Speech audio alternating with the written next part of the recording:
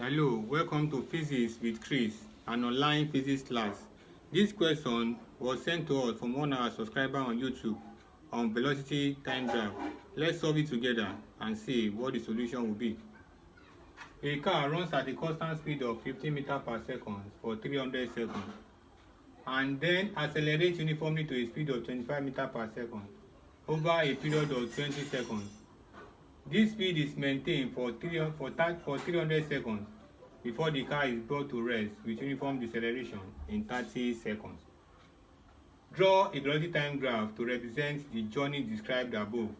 From the graph, find the from figure 1 acceleration while the velocity changes from 15 meters per second to 25 meters per second. Total distance traveled, then average speed. Now let's look at the velocity time graph. In velocity time graph, you are plotting the graph of velocity against time. So we want to plot velocity against time.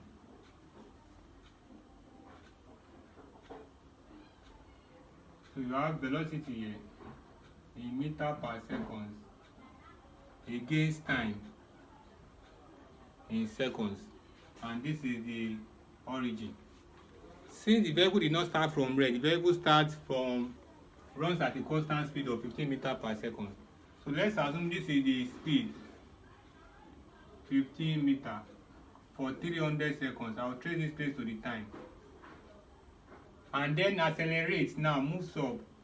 Acceleration moves up and gets to a speed of 25 meters per second. Gets to this speed, 25 meters per second. Over a period of 20 seconds. So I'll trace this place down now. 20 plus this will give me 320. He maintained this speed for 300 seconds. He maintained this speed and moves like this for 300 seconds. Then I'll trace this to time. 300 plus this will give me 620. Before the car is brought to rest with uniform deceleration in 30 seconds. The vehicle comes down now. 30 plus this will give me 650. So this is the velocity time graph of the journey described above. Look at how lengthy the question is, or just look at the velocity time graph. Then we have to calculate acceleration while the velocity changes from 15 meters per second to 25 meters per second. You recall from equation 1 of motion, you have V is equal to U plus 8C. Your V is final velocity, U is initial velocity, A is acceleration, and you have time. And this is where you have the acceleration. Then in that case, our final velocity is 25 meters per second. Our initial velocity is 15 meters per second. Since the vehicle did not start from rest, the vehicle starts from a particular velocity. Our A is what we are looking for. And our time from this place where you have the acceleration from here to here is 20. That's 320 minus 300. You have time 20. So you have 25 is equal to 15 plus 28. Collect like terms, you have 25 minus 15 is equal to 28. Then you have 10 is equal to 28. Divide both sides by 20 to get your E. You have 10 divided by 20. So my acceleration will be 0.5 meter per square second. So our acceleration is 0.5 meter per square seconds. Then now the second question is total distance travel. Total distance travel.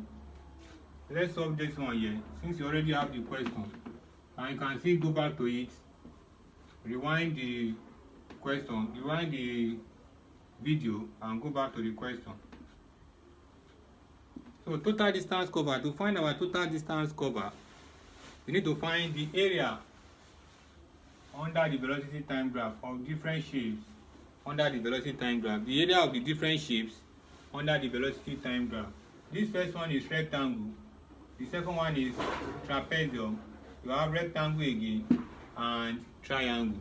So find the area under the different shapes, add together, will give you the total distance cover by the body, by the car. So let's look at the first one, area of A. Since it's A is rectangle, you have length times breadth. So area of A, the length from here to here is 300. the breadth from here to here is 15. So I will have 300 times 15. So my area of A is 300 times 15. Now it's 4,500 meter. Then area of B. B is trapezium, and the area of trapezium is A into bracket A, half of the sum of the parallel sides A plus B times height. You have half sum of the parallel sides, that's from here to here, that's the A, from here to here is your B, and this is the height. So from here to here is 15. Then you have 25, the B, from here to here, and from here to here the height, times 20. So in this case you have B is equal to half times 40 times 20. So my B will be half. This can cancel this, so I will have this and this cancel. So I have 40 times 10. So my B will be 400 meter. Then area of C. C is rectangle also, length times breadth. So my length from here to here is 300. Then the breadth now is from here to here, which is also equal to this 25. From here to here is equal to this place, is equal to this place. So that will be times 25. So you have 300 times 25. Now give me 7,500 meter. Then D, area of D is triangle half times base times height. So how do I find my givens there? You have half times base, from here to here is the base, which is 650 minus 620. That will give me 30. Then the height is from here to here, that's 25. So you have D. This and this can cancel. I have 15 times 25. So my D is 15 times 25. That give me 375 meter. So you have 375 meter. Then to get the area of the total distance cover, I will add all the area of different shapes together. So you have, let's add all the area of the different shapes together. In that case, I have total distance is equal to A plus B plus C plus D. Total distance is equal to A is 4500 plus B is 400 plus C is 7,500 plus 375. If I add together now, plus 7500 plus 400 plus 4500, that will give me 12,775 meter. So that is the total distance covered by the body. Then the last question is average speed. Average speed. So how do we calculate average speed? Don't forget that average speed, from my figure 3 now, speed is equal to total distance over time taken. So my speed now will be equal to total distance is 12775. Then the total distance is 650. This is the total distance taken. That will be 650. So if I divide this by this now, I have divided by 650. So that will give me 19.65 meter per square second. No, meter per second, average speed. So this will give me 19.65 meter per second. So that's the average speed. So this is about how you solve this question on velocity time graph.